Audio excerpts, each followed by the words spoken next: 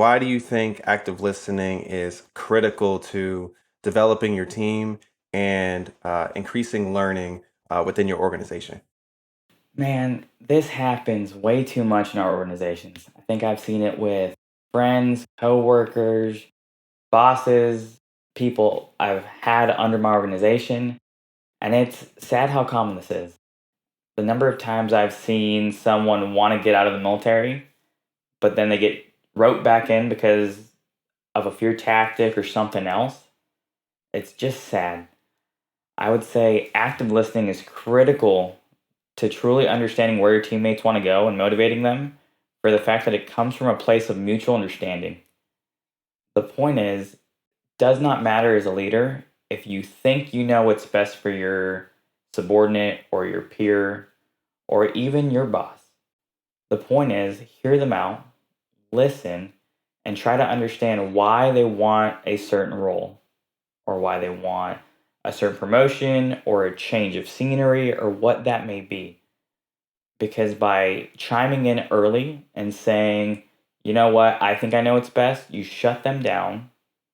You don't allow them to learn what is truly best for them. And you're really just projecting your own beliefs and persona onto your team, which kind of stunts the growth that you might experience from creative thought. Before I get too carried away, Mike, what do you think, boss?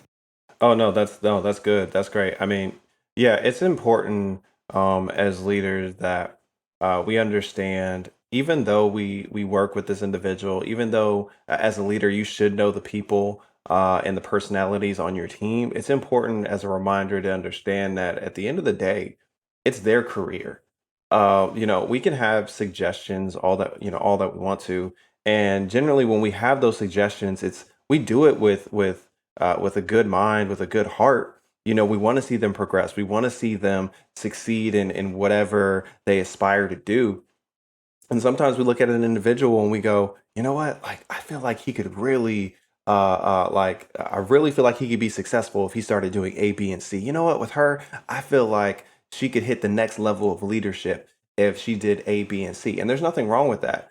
But when you come to that point where you make that suggestion and the individual says, that's not where I want to go.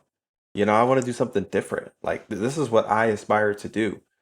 We have to make sure that we're listening and that we are open enough to be able to receive that and not take it as a personal hit on ourselves. How many times do we see where someone says, I'm thinking about getting out. I'm getting out of the military. And then just check the reactions of the people around them sometimes. And sometimes their mentors don't have a response that I would love for them to have. And generally, their response is, "Why? Are you sure you want to do that? The world is crazy out there. It's hard to find work." And it becomes, as you mentioned, becomes a fear tactic instead of you know what? I'm excited for you. I'm happy for you. Like this is what you want to do. Okay, so what's your plan, right? And there's a way to attack that. There's a way to have conversations about that. But I'm with you, man. Now, I think my favorite piece of the puzzle is that we get so caught up in the decision of the people on our team of what role they want or what developmental pathway they want to take that we forget the human factor in this whole thing.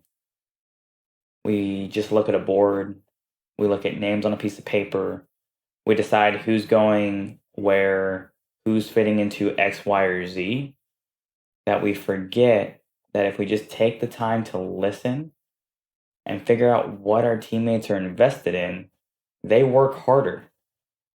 When they are passionate at work, they work harder. Like that is a weird fact for people to comprehend sometimes. That when you truly enjoy what you're doing and feel cared about, you try harder because you care about the people around you. Growing up and your parents tell you you have to be a doctor or you have to be a lawyer or you have to be an engineer. And that's not what you want to do. And you've told them, I want to do music, art, I want to be a teacher, I want to do something else that's not the high paying professions. And they just ignore you and keep putting you on the path of the high paying career. because that's what society has deemed is okay. And what we find is years down the road, they're miserable. They haven't been taught to explore their creativity or actually pursue their passions. And it translates not only to the upbringing of our teammates, but their day to day lives in our organization. If we repeat the cycle, nothing changes. And then they get resentful. They still leave because if they want to leave for the right or wrong reasons, they still leave.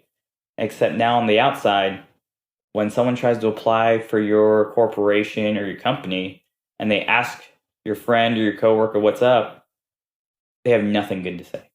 And it's crazy that we can't just understand that.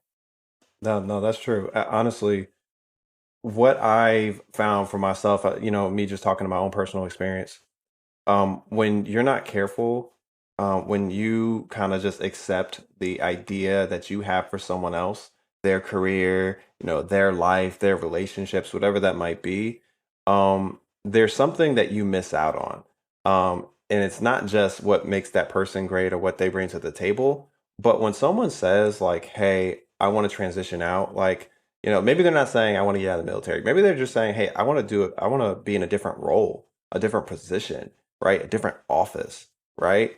What we miss by not just accepting what they're saying is we miss out on our possible blind spots, and the feedback that that person could give for their transition. Because some people may want to move for positive reasons that are positive for themselves. Other people may be wanting to transition or do something different because there's negatives that you don't know about as a leader. And so I want to I we active listening is so important in this because if you have a legitimate conversation with that person and you sit them down and they explain to you they want to do why they want to have a transition, why they want to have a move, and you hear them out, you might find out that you can improve your organization just based off their feedback, right? You can build stronger teams, a better culture, change up policies, things like that, just by making sure that you're open and we're engaging in active listening so that we're truly fostering an environment of inclusion, right? But I'm not able to do that if I'm not even listening, if I'm not paying attention, if I'm not willing to take a step back and go, all right, this person clearly has a passion for something else. Or maybe they've been doing this for years. We've seen this. People have been doing a job for years. They've been in a position for years and they just need a new challenge, right? They just need something that's going to get that spark going, that fire going. And it's nothing against your organization. It's nothing against the company. It's nothing against your leadership. It doesn't mean you didn't do everything that you could. It just means someone is making a decision, right? And so that's why I love what you said. I think, and this is why I think this is so important as leaders, why we have to be open, why we have to be transparent, and we need to be honest, not just with the other person, but we need to be honest with ourselves about like why it's difficult for us to let that go or let our idea go for that individual. That is completely right. And I challenge every leader after watching this video that the next time someone in your organization comes to you saying, I want a change of scenery or a certain program, regardless of what you think, I challenge you to ask two things. First, what do you want to achieve with that? And second, how can I help you get there? And by just doing those two things, you will understand where they are coming from and they will hear the level of support you're providing. And after that's done, just check in. Check in periodically, see how it's going, see if they're happy or if they want another change, and just be there for them.